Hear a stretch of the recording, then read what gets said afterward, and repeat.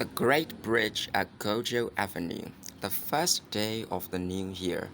If he did not show up that morning, then the second or the third, he had said he would certainly be there, as she had learned from Jotaro. Even though he wasn't coming to meet her, just to be able to see him and talk to him again would be enough. The possibility that she might run into Matahachi was the darkest cloud shadowing her dream. According to Jotaro, Musashi's message had been delivered only to Akemi. Matahachi might never have received it. Otsu prayed that he hadn't, that Musashi would come, but not Matahachi. Otsu slowed her steps, thinking Musashi might be in the very crowd they were in. Then a chill ran up her spine and she started walking faster. Matahachi's dreadful mother might also materialize at any moment. Jotaro hadn't a care in the world. The colors and noises of the city, seen and heard after a long absence, exhilarated him no end. "Are we going straight to an inn?" he asked apprehensively. "No, not yet." "Good. It will be dull being indoors while it's still light out. Let's walk around some more. It looks like there's a market over there." "We haven't time to go to the market. We have important business to take care of." "Business? We do. Have you forgotten the box you are carrying on your back?" "Oh, that. Yes, that. I won't be able to relax until we found Lord Karasumaru, Mitsuhiro's mansion, and delivered the scrolls to him." "Are we going to stay at his house tonight?" "Of course not," Otsu laughed, glancing toward the Kamo River. "Do you think a great nobleman like that would let a dirty little boy like you sleep under his roof, lice and all?"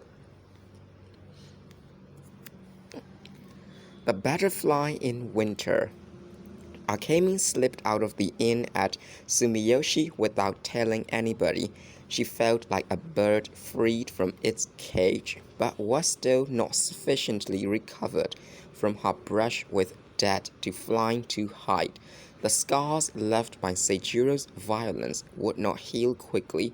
He had shattered her cherished dream of giving herself unblemished to the man she really loved. On the boat up the Yodo to Kyoto, she felt that all the waters of the river would not equal the tears she wanted to shed.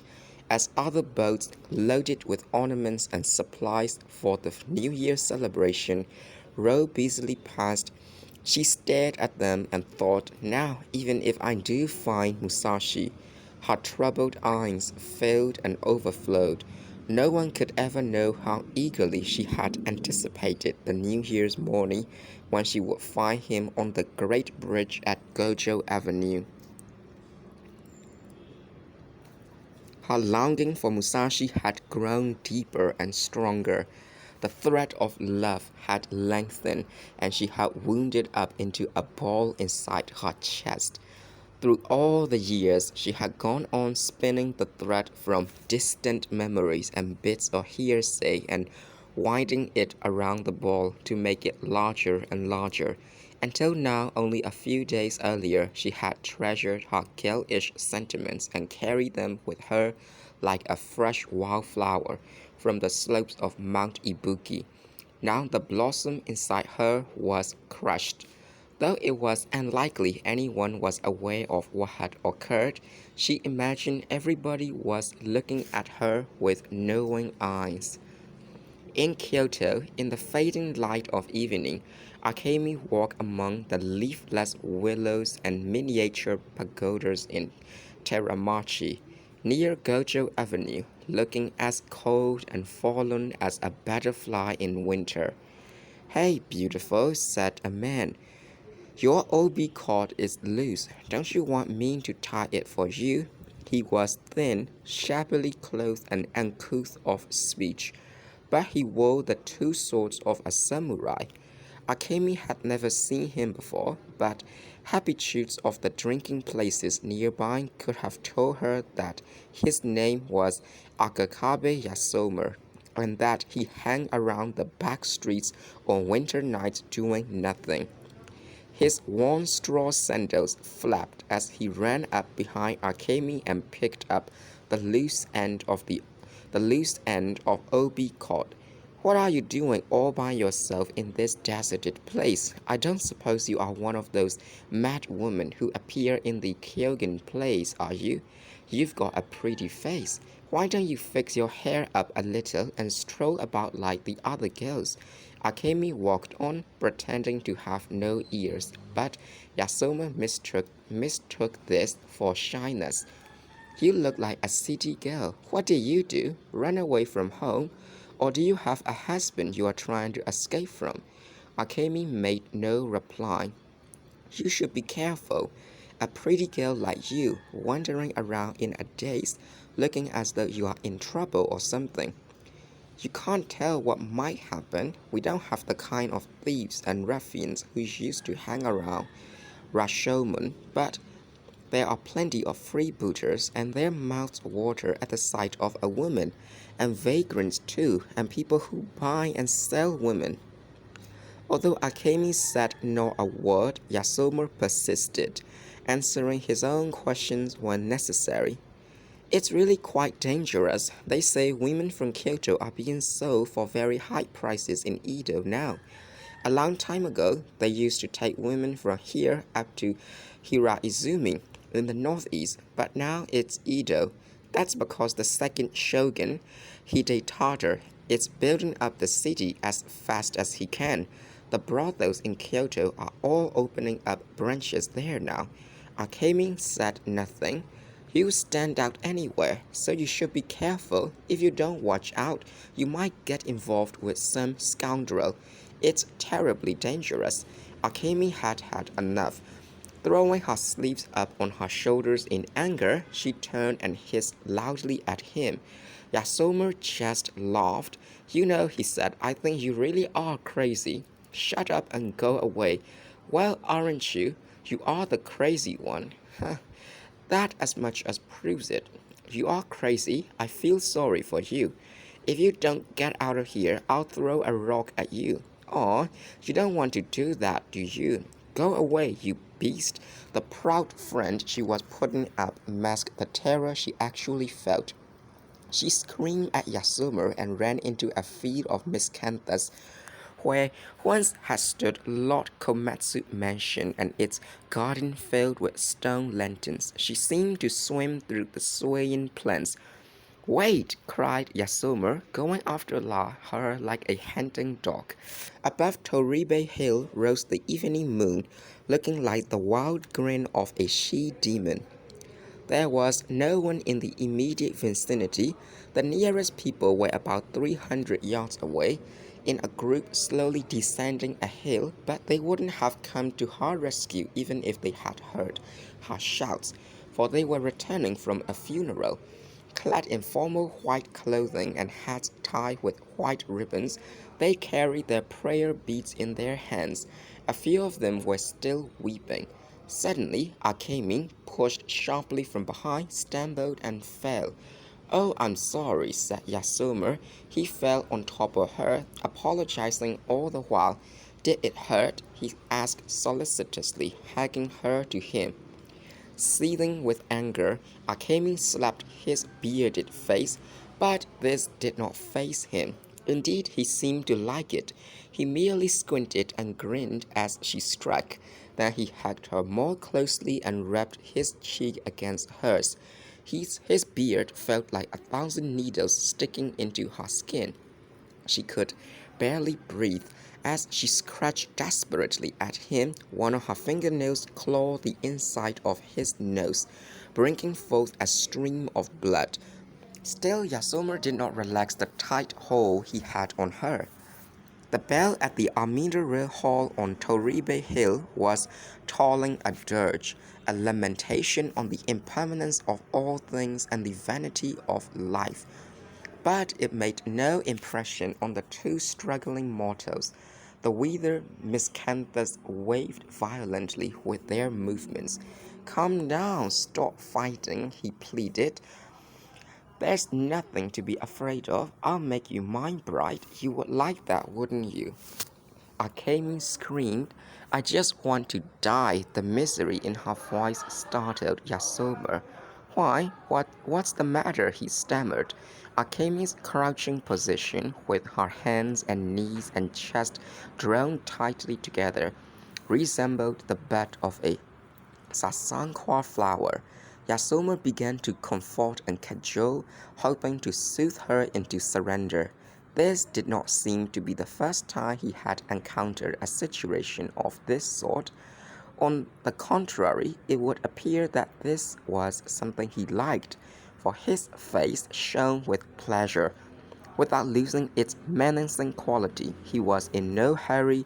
Like a cat, he enjoyed playing with his victim. Don't cry, he said. There's nothing to cry about, is there? Giving her a kiss on the ear, he went on. You must have been with a man before. At your age, you couldn't be innocent. Seijuro Akemi recalled how stifled and miserable she had been before, and how the framework of the shoji had blurred before her eyes. Wait, she said. Wait, all right, I'll wait, he said, mistaking the warmth of her feverish body for passion. But don't try to run away, or I will really get rough. With a sharp grunt, she twisted her shoulders and shook his hand off her. Glaring into his face, she slowly rose. What are you trying to do to me? You know what I want? You think you can treat women like fools, don't you? All you men do. Well, I may be a woman, but I've got spirit. Blood seeped from her lip where she had cut it on a miscanthus leaf. Biting the lip, she burst into fresh tears. You say the strangest things, he said. What else can you be but crazy? I will say whatever I please, she screamed. Pushing his chest away from her with all her might, she scrambled away through the miscanthus, which stretched as far as she could see in the moonlight. Murder! Help! Murder! Yasuma lunged after her. Before she had gone 10 steps, he caught her and threw her down again, her white legs visible beneath her kimono, her hair falling around her face. She lay with her cheek pressed against the ground. Her kimono was half open and her white breast felt the cold wind. Just as Yasuma was about to leap on her, something very hot landed in the vicinity of his ear. Blood rushed to his head and he screamed out in pain. As he turned to look, the hard object came crashing down on the crown of his head. This time there could hardly have been any pain, for he immediately fell over unconscious, his head shaking emptily like a paper tiger's. As he lay there with his mouth slack, his assailant, a mendicant priest, stood over him, holding the shakuhachi with which he had dealt the blows. The evil brute, he said, but he went down easier than I expected. The priest looked at Yasoma for a while, debating whether it would be kinder to kill him outright. The chances were that even if he recovered consciousness, he would never be sane again. Akemi stared blankly at her rescuer. Apart from the shakuhachi, there was nothing to identify him as a priest. To judge from his dirty clothes and the sword hanging at his side, he might have been a poverty-stricken samurai or even a beggar. It's all right now, he said. You don't have to worry anymore. Recovering from her daze, Akemi thanked him and began straightening her hair and her kimono, but she peered into the darkness around her with eyes still full of fright. Where do you live? Asked the priest. Live? Do you mean where's my house? She said, covering her face with her hands. Through her sobs, she tried to answer his questions, but she found herself unable to be honest with him. Part of what she told him was true. Her mother was different from her. Her mother was trying to exchange her body for money. She had fled here from Sumiyoshi. but the rest was made up on the spur of the moment. I'd rather die than go back home, she wailed. I've had to put up with so much from my mother. I've been shamed in so many ways. Why, even when I was a little girl, I had to go out on the battlefield and steal things from the bodies of dead soldiers. Her loathing for her mother made her bones tremble. Aoki Tanzaemon helped her along to a little hollow where it was quiet and the wind less chilly. Coming to a small, dilapidated temple, he flashed a toothy grin and said, "This is where I live. It's not much, but I like it." Though aware that it was a little rude, Akemi could not help saying, "Do you really live here?" Tanzaemon pulled open a grill door and motioned for her to enter. Akemi hesitated. "It's warmer inside than you would think," he said.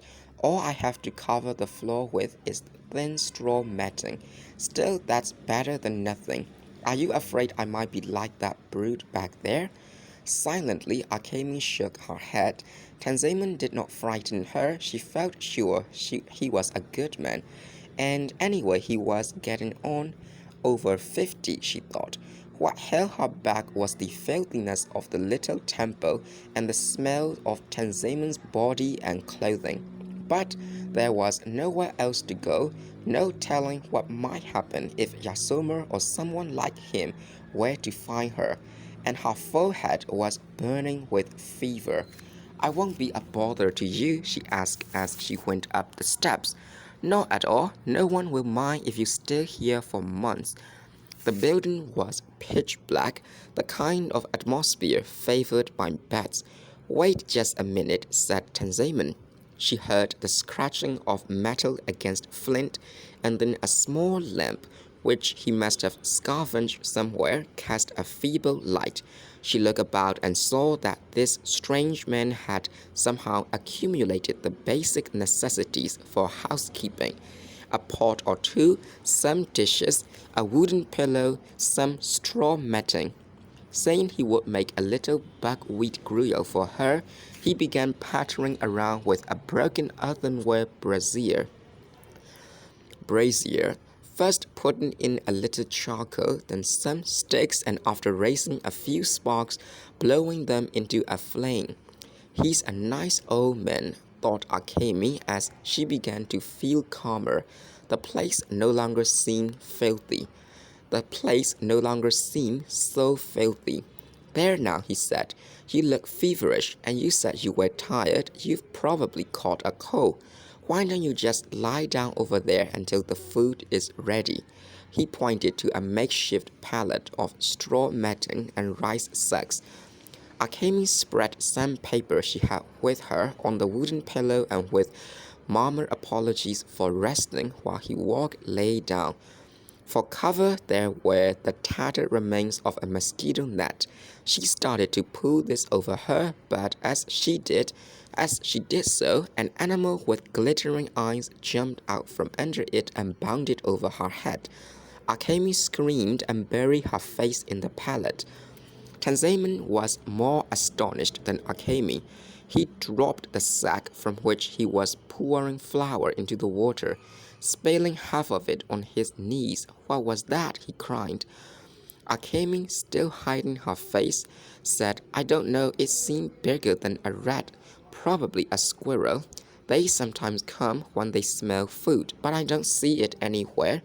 Lifting her head slightly, Akemi said, "There it is."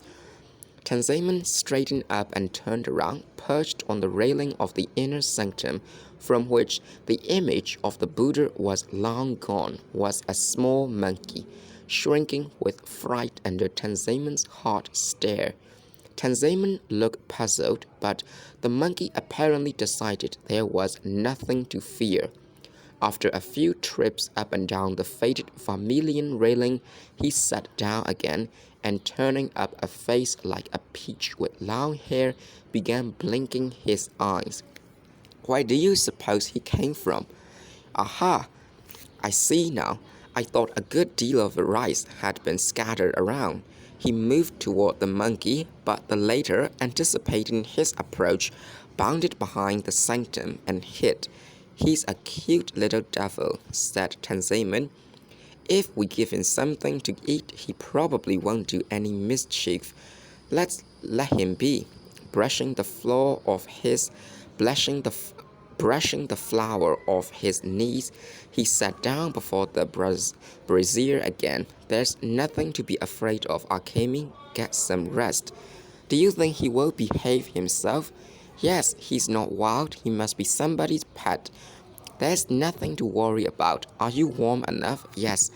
"Then get some sleep. That's the best cure for a cold." He put more flour in the water and stirred the gruel with chopsticks. The fire was burning briskly now, and while the mixture was heating up, he began chopping some scallions. His chopping board was the top of an old table, his knife a small rusted dagger. With unwashed hands, he scooped the scallions into a wooden bowl and then wiped off the chopping block, converting it into a tray. The bubbling of the boiling pot gradually warmed the room. Seated with his arms around his spindly knees, the former samurai gazed at the broth with hungry eyes. He looked happy and eager, as though the pot before him contained the ultimate pleasure of mankind. The bell of Kiyomizudera pealed as it did every night. The winter austerities, which lasted 30 days, had ended, and the new year was at hand. But as always, as the year drew to a close, the burden on people's souls seemed to grow heavier. Far into the night, supplicants were sounding the tinny gong above the temple entrance as they bowed to pray, and wailing chants invoking the Buddha's aid droned on monotonously. While Tanzaman slowly stirred the gruel to keep it from scorching, he turned reflective. "I myself am receiving my punishment and atoning for my sins, but what has happened to Chotaro? The child did nothing blameworthy. Oh, blessed canon, I beg you to punish the parent for his sins, but cast the eye of generous compassion on the son." A scream suddenly punctuated his prayer. "You beast!" Her eyes still closed in sleep, her face pressed hard against the wooden pillow. Akemi was weeping bitterly. She ranted on until the sound of her own voice woke her. "Was I talking in my sleep?" she asked. "Yes, you startled me," said Tanzaman, coming to her beside and wiping her forehead with a cool rag. "You are sweating terribly. Must be the fever." What did I say?" "Oh, a lot of things." "What sort of things?" Akemi's feverish face grew redder from embarrassment. She pulled the cover up over it. Without answering directly, Tanzaman said, "Akemi, there's a man you'd like to put a curse on, isn't there?" "Did I say that? What happened? Did he desert you?" "No, I see," he said, jumping to his own conclusion. Akemi, pushing herself up into a half-sitting position, said, "Oh, what should I do now? Tell me what?" She had vowed she would reveal her secret shame to no one, but the anger and sadness, the sense of loss pent up inside her, were too much to bear alone. She sprawled on Tanzaman's knees and blurted out the whole story, sobbing and moaning throughout. Oh, she wailed finally. "I want to die, let me die." Tanzaman's breath grew hot. It had been a long time since he had been this close to a woman. Her odor burned his nostrils, his eyes. Desires of the flesh, which he thought he had overcome, began to swell as from an influx of warm blood, and his body, until now no more vibrant than a barren, withered tree, took on new life. He was reminded, for a change, that there were lungs and a heart underneath his ribs. He mattered. So that's the kind of man Yoshioka Seijuro is. Bitter hatred for Seijuro welled up in him. Nor was it only indignation. A kind of jealousy moved him to tighten his shoulders, as though it were a daughter of his own who had been violated. As Akemi writhed in tears on his knee, he experienced a feeling of intimacy, and a look of perplexity crept into his face. Down there, don't cry, your heart is still chaste. It's not as if you had permitted this man to make love to you, nor did you return his love. What's important to a woman is not her body, but her heart. And chastity itself is a matter of the inner being. Even when a woman doesn't give herself to a man, if she regards him with lust, she becomes at least as long as the feeling lasts unchaste and unclean. Akemi was not comforted by these abstract words. Hot tears seeped through the priest's kimono, and she went on repeating that she wanted to die. Now, stop crying, said Tanzaman again, patting her on the back. But the trembling of her white neck did not move him to genuine sympathy.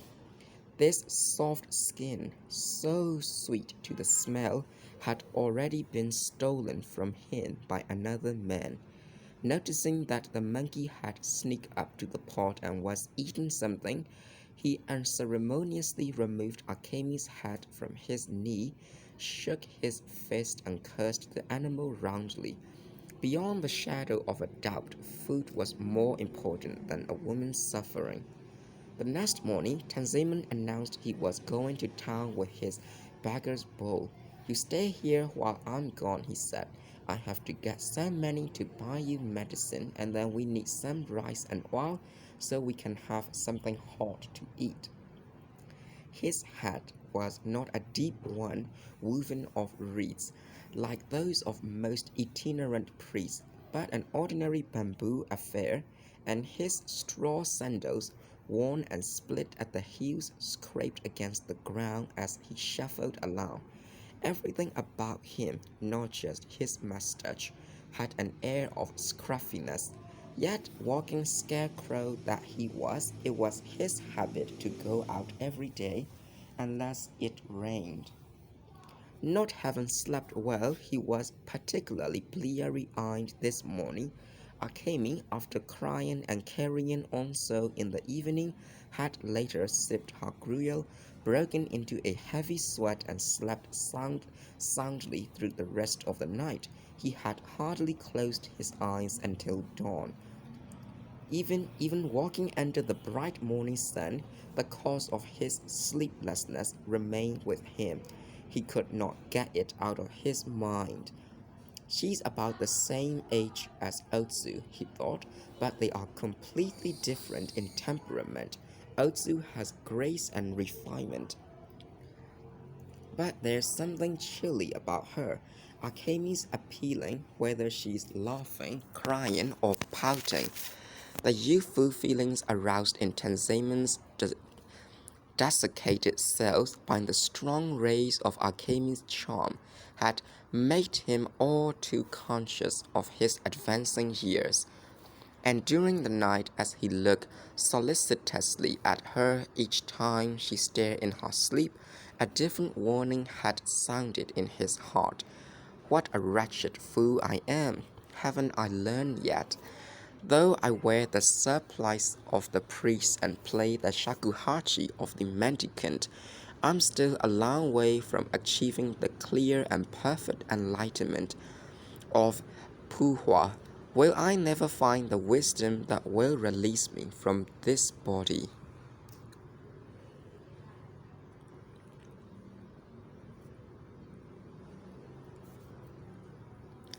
After castigating himself at length, he had forced his sad eyes shut and tried to sleep, but to no avail. As dawn broke, he had again resolved, I must put evil thoughts behind me. But Akemi was a charming girl. She had suffered so, he must try to comfort her. He had to show her that not all the men in the world were demons of lust. Besides the medicine, he was wondering what sort of present he could bring her when he came back in the evening. Throughout the day's alms-seeking, his spirit would be bolstered by this desire to do something to make Akemi a little happier. That would suffice. He cherished no greater desire. At about the time he recovered his composure and the color returned to his face, he heard the flapping of wings above the cliff beside him. The shadow of a large falcon skimmed past, and Tanzaman watched a gray feather from a small bird flutter down from an oak branch in the leafless grove above him. Holding the bird in its claws, the falcon rose straight up, exposing the undersides of its wings. Nearby, a man's voice said success, and the falconer whistled to his bird. Seconds later, Tanzaman saw two men in hunting outfits coming down the hill behind the Ananji. The falcon was perched on the left fist of one of them, who carried a net bag for the catch on the side opposite his two swords. An intelligent-looking brown hunting dog trotted along behind. Kojiro stopped and took in the surroundings. It happened somewhere along here yesterday evening, he was saying. My monkey was scrapping with the dog, and the dog bit his tail. He hid somewhere and never came out. I wonder if he's up in one of those trees. Seijuro, looking rather disgruntled, sat down on a rock. Why would he still be there? Why would he still be here? He's got legs too. Anyway, I can't see why you bring a monkey along when you go hunting with falcons. Kojiro made himself comfortable on the root of a tree. I didn't bring him, but I can't keep him from tagging along. And I'm so used to him. I miss him when he's not around. I thought only women and people of leisure like to have monkeys and lapdogs for pets, but I guess I was wrong. It's hard to imagine a student warrior like you being so attached to a monkey. Having seen Kojiro in action on the dike at Kamer, Seijuro had a healthy respect for his swordsmanship, but his tastes and his general way of life seemed all too boyish. Just living in the same house with him these past few days had convinced Seijuro that maturity came only with age. While he found it difficult to respect Kojiro as a person, this in a way made it easier to associate with him. Kojiro replied laughingly, "It's because I'm so young. One of these days I'll learn to like women, and then I'll probably forget all about the monkey." Kojiro chatted idly in a light vein, but Seijiro's face seemed increasingly preoccupied. There was a nervous look in his eyes, not unlike that of the falcon perched on his hand. All at once he said irritably, "What's that beggar priest over there doing? He's been standing there staring at us ever since we got here." Seijuro glared suspiciously at Tanzaman, and Kojiro turned around to have a look. Tanzaman turned his back and trudged off. Seijuro stood up abruptly. "Kojiro," he said, "I want to go home. Any way you look at it, this is no time to be out hunting. It's already the 29th of the month." Laughing with a touch of scorn, Kojiro said, "We came out to hunt, didn't we? We've only got one turtle dove and a couple of thrushes to show for it. We should try farther up the hill. No, let's call it a day. I don't feel like hunting. And when I don't feel like it, the falcon doesn't fly right. Let's go back to the house and practice." He added as though talking to himself, "That's what I need to do, practice."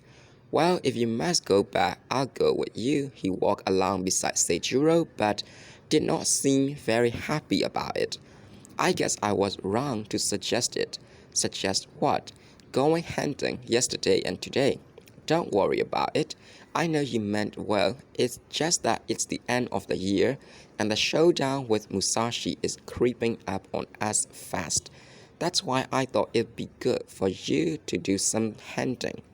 You could relax, get yourself into the proper spirit. I guess you're not the type who can do that. The more I hear about Musashi, the more I think it's just as well not to underrate him. Isn't that all the more reason to avoid getting excited or panicky? You should discipline your spirit. I'm not panicky. The first lesson in the art of war is not to make light of your enemy, and I think it's only common sense to try to get in plenty of practice before the fight. If I should lose, then at least I'll know I had done my best. If the man's better than I am, well. Though he appreciated Seijiro's honesty, Kojiro sensed in him a smallness of spirit that would make it very difficult for Seijiro to uphold the reputation of the Yoshioka school, because Seijiro lacked the personal vision needed to follow in his father's footsteps and run the huge school properly. Kojiro felt sorry for him. In his opinion, the younger brother, Denshichiro, had more strength of character. But Denshichiro was also an incorrigible playboy, and though he was a more capable swordsman than Seijiro, he had no stake in the Yoshioka name. Kojiro wanted Seijiro to forget about the impending bout with Musashi, for this, he believed, would be the best possible preparation for him. The question he wanted to ask but didn't was, what could he hope to learn between now and the time for the match? Well, he thought with resignation, that's the way he is, so I suppose I can't be of much help to him. The dog had run off and was barking ferociously in the distance. That means he's have found some game, said Kojiro, his eyes brightening. Let him go, he will catch up with us later. I'll go have a look. You wait here. Kojiro sprinted off in the direction of the barking, and after a minute or two, spotted the dog on the veranda of an ancient ramshackle temple. The animal leaped against the dilapidated grill door and fell back. After a few trials, he began scratching at the worn red lacquer posts and the walls of the building. Wondering what he could possibly be so excited about, Kojiro went to another door. Peering through the grill was like looking into a black lacquer vase. The rattle of the door as he pulled it open brought the dog running to his heels, wagging his tail. Kojiro kicked the dog away, but to little effect. As he entered the building, the dog streaked in past him. The woman's screams were ear-splitting, the kind of screams that shatter glass. Then the dog started howling, and there was a battle of lung power between him and the shrieking woman. Kojiro wondered if the beams would split. Running forward, he discovered Akemi lying under the mosquito net and the monkey, which had jumped in the window to escape the dog, hiding behind her. Akemi was between the dog and the monkey, blocking the dog's way, so he attacked her. As she strode, she rolled to one side. The howl of the dog reached a crescendo. Akemi was now screaming from pain rather than fright. The dog had set his teeth around her forearm. Kojiro, with an oath, kicked him violently again in the ribs. The dog was already dead from the first kick, but even after the second, his teeth were solidly clamped on Akemi's arm. Let go, she screamed, writhing on the floor. Kojiro knelt beside her and pulled the dog's jaws open. The sound was like that of pieces of glued wood being wrenched apart. The mouth came open. All right, a little more force on Kojiro's part, and the dog's head would have split in two. He threw the corpse out the door and came back to Akemi's side. It's all right now, he said soothingly, but Akemi's forearm said otherwise. The blood flowing over the white skin gave the bite the appearance of a large crimson peony. Kojiro shivered at the sight. Isn't there any sake? I should wash it with sake. No, I guess there wouldn't be any in a place like this. Warm blood flowed down the forearm to the wrist. I have to do something, he said, or poison from the dog's teeth might cause you to go mad.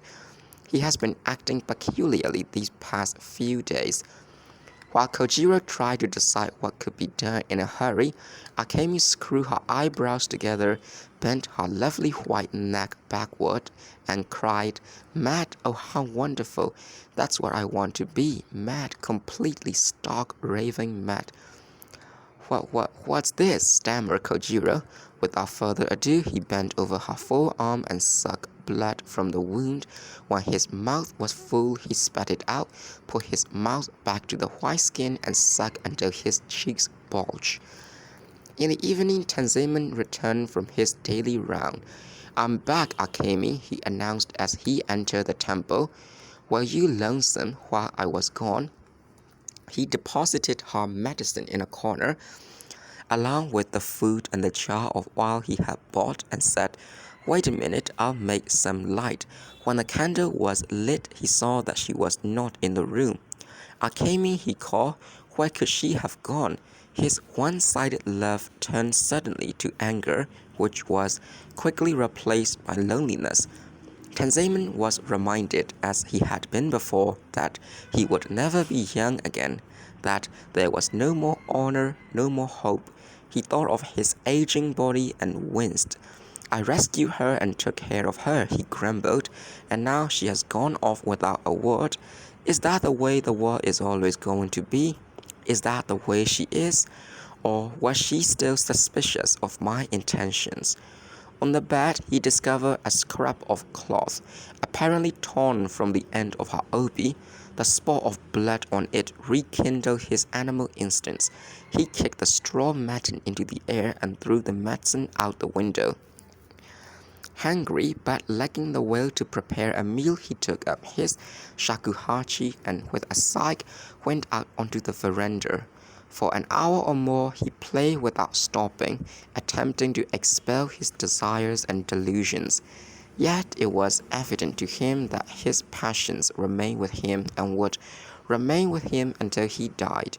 She had already been taken by another man, he mused. Why did I have to be so moral and upright? There was no need for me to lie there alone, pining all night. Half of him regretted not having acted, the other half condemned his lecherous yearning. It was precisely this conflict of emotions, swelling incessantly in his veins, that constituted what the Buddha called delusion. He was trying now to cleanse his impure nature, but the more he strived, the muddier the tone of his shakuhachi became.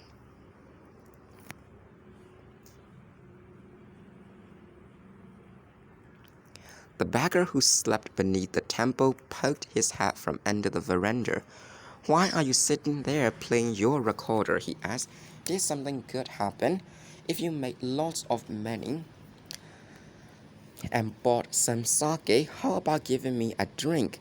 He was a cripple, and from his lowly viewpoint, Tenzin lived like a king. "Do you know what happened to the girl I brought home last night? She was a nice-looking wench, wasn't she? If I had been able, I wouldn't have let her get away. Not long after you left this morning, a young samurai with a long forelock and a huge sword on his back came and took her away. The monkey, too. He had one of them on one shoulder, one on the other. Samurai, forelock, and what a handsome fellow he was, handsomer by far than you and me." The humor of this sent the beggar into a paroxysm of laughter. The announcement. Seijiro arrived back at the school in a foul mood. He thrust the falcon into a disciple's hands, curtly ordering him to put the bird back in its cage. "Isn't Kojiro with you?" asked the disciple. "No, but I'm here. I'm sure he will be along presently." After changing his clothes, Seijiro went and sat down in the room where guests were received. Across the court was the great dojo. closed since the final practice on the 25th. Throughout the year, there was the coming and going of 1,000 or so students. Now the dojo would not be open again until the first training session of the new year. With the wooden swords silent, the house seemed coldly desolate. Desperate to have Kojiro as a sparring partner, Seijuro inquired of the disciple repeatedly whether he had returned, but Kojiro did not come back, neither that evening nor the following day. Other callers came in force, however, it being the last day of the year, the day to settle up all accounts. For those in business, it was a question of collecting now or waiting until the Bon Festival of the following summer. And by noon, the front room was full of bill collectors. Normally, these men wore an air of complete subservience in the presence of samurai. But now, their patience exhausted, they were making their feelings known in no uncertain terms. Can't you pay at least part of what you owe? You've been saying the man in charge is out or the master is away for months now. Do you think you can keep putting us off forever? How many times do we have to come here?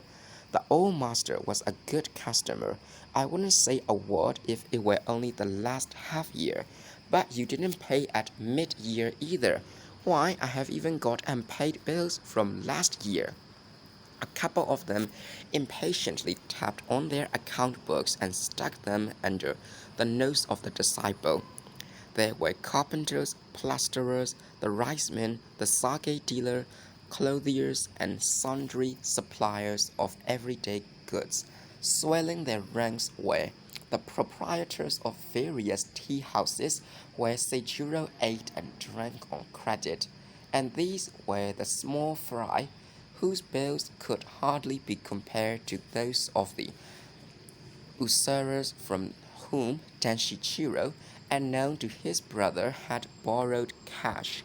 Half a dozen of these men sat down and refused to budge. We want to talk with Master Seijuro himself. It's a waste of time to talk to disciples.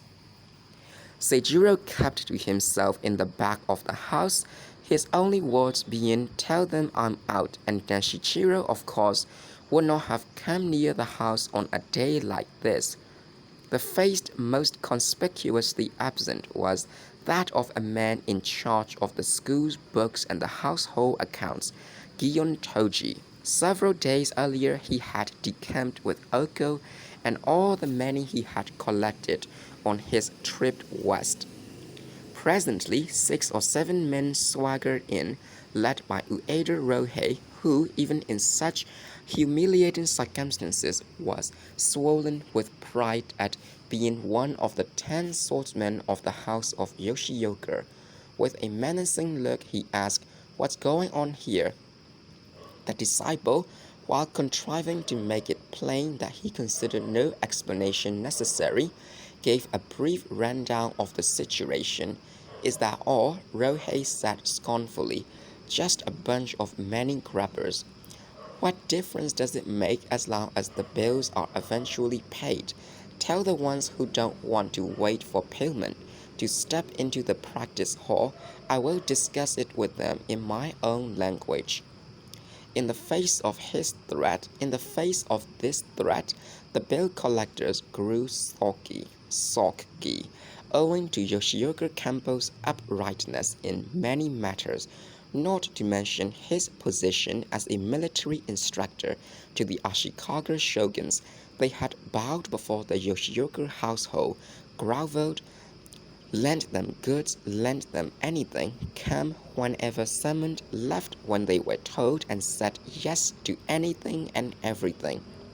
But there was a limit to how long they could kowtow to these vain warriors. The day they allowed themselves to be intimidated by threats like Rohei's was the day the merchant class would go out of business. And without them, what would the samurai do? Did they imagine for a moment they could run things by themselves? As they stood around grumbling, Rohei made it perfectly clear that he regarded them as so much dirt. Alright now, go on home. Hanging around here won't do you any good. The merchants grew silent but made no move to leave. No move to leave. Throw them out, cried Rohei. Sir, this is an outrage. What's outrageous about this? Asked Rohei. It's completely irresponsible. Who says it's irresponsible? But it is irresponsible to throw us out. Then why don't you leave quietly? We are busy. If it wasn't the last day of the year, we wouldn't be here begging. We need the money you owe to settle our own debts before the day is out. That's too bad, too bad. Now go. This is no way to treat us. I think I've heard enough of your complaints. Rohei's voice grew angry again. No one would complain if you just pay up. Come here, commanded Rohei. Who? Anyone who's dissatisfied. This is crazy. Who said that? I wasn't referring to you, sir. I was talking about this situation. Shut up. Rohei seized the man by his hair and threw him out the side door. Anybody else with complaints? Growled Rohei. We are not going to have you riff-raff inside the house claiming paltry sums of money. I won't permit it.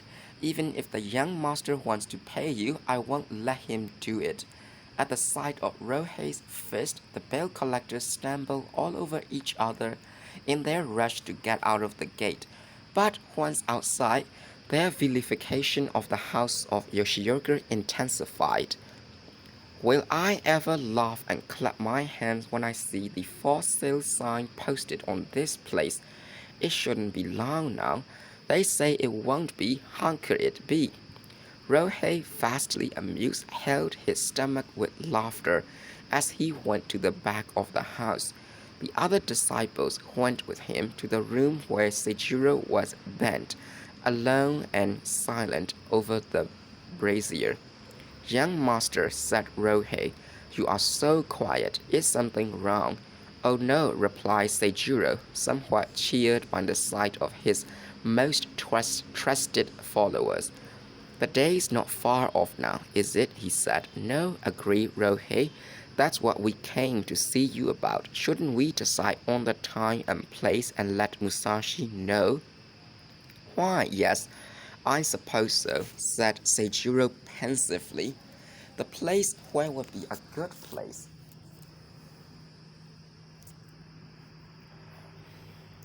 How about the field at Rendaiji, north of the city? That sounds alright. What about the time? Should it be before the New Year's decorations are taken down or after? The sooner the better. We don't want to give that coward time to worm his way out. How about the 8th? Isn't the 8th the anniversary of Master Campbell's death? Ah, so it is. In that case, how about the 9th, at 7 o'clock in the morning? That will do, won't it?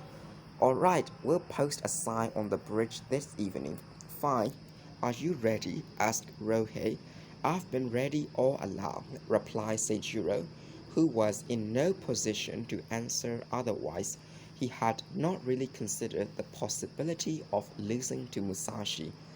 Having studied under his father's tutelage since childhood, and having never lost a match to anyone in the school, not even to the oldest and best trained disciples, he couldn't imagine being beaten by this young, inexperienced country bumpkin.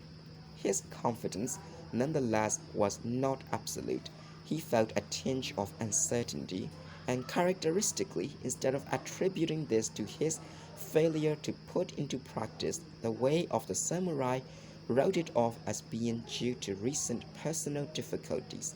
One of these, perhaps the greatest, was Akemi.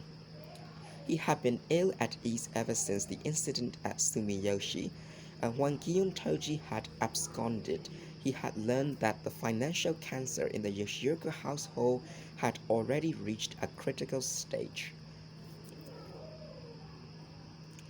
Rohei and the others came back with the message to Musashi written on a freshly cut board. Is this what you had in mind? Asked Rohei, the characters, still glistening wet, said, Answer, in response to your request for about, I named the following time and place. Place fee of the Randaiji, time 7 o'clock in the morning, 9th of the first month. I swear on my sacred oath to be present. If by some chance you do not fulfill your promise, I shall consider it my right to ridicule you in public. If I break this agreement, may the punishment of the gods be visited upon me. Seijiro Yoshioka Kampo II of Kyoto, done on the last day of 1605, to the Ronin of Masaka Miyamoto Musashi. After reading it, Seijiro said it's all right. The announcement made him feel more relaxed, perhaps because for the first time it came home to him that the die was cast. At sunset, Rohei put the sign under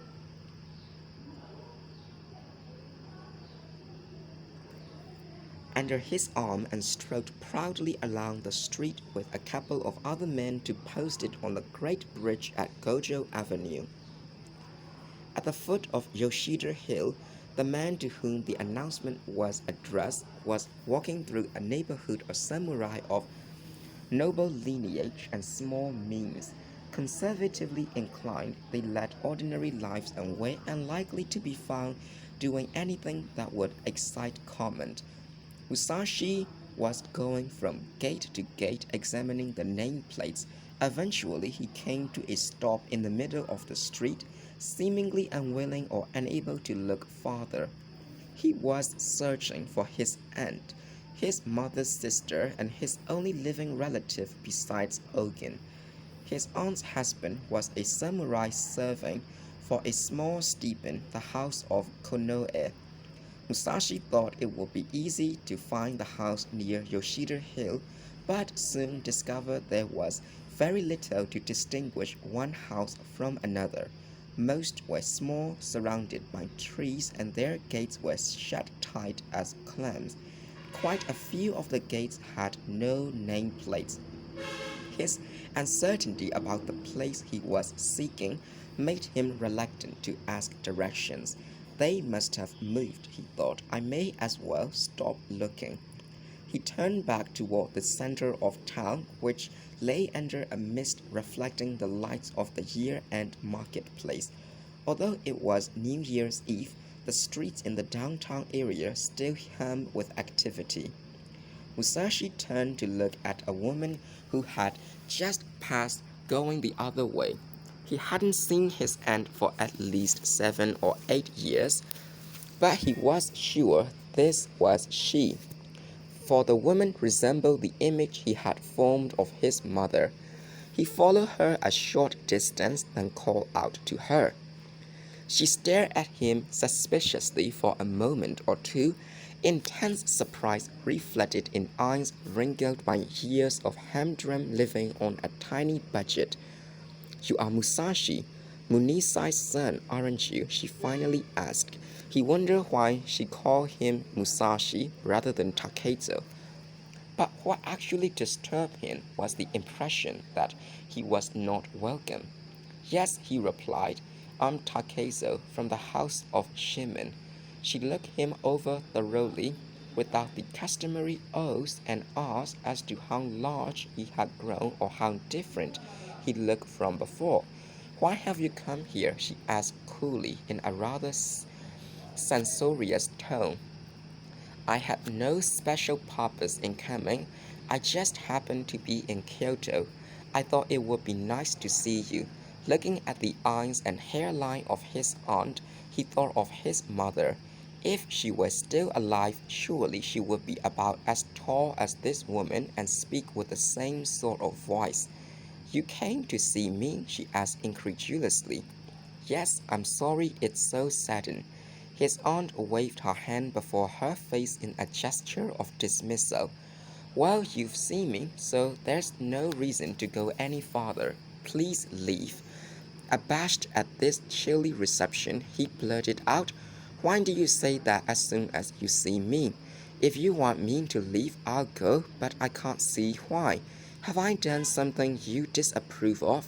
If so, at least tell me what it is." His aunt seemed unwilling to be pinned down. "Oh, as long as you are here, why don't you come to our house and say hello to your uncle? But you know